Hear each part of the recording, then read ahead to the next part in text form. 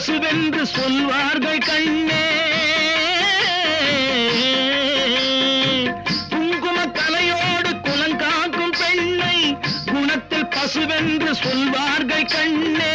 காலையிலே உன் முகம் பார்த்த பின்னே, காலையிலே உன் முகம் பார்த்த பின்னே கடமை செய்வாள் எங்கள் தமிழ்நாட்டு பெண்ணே. Rio Rio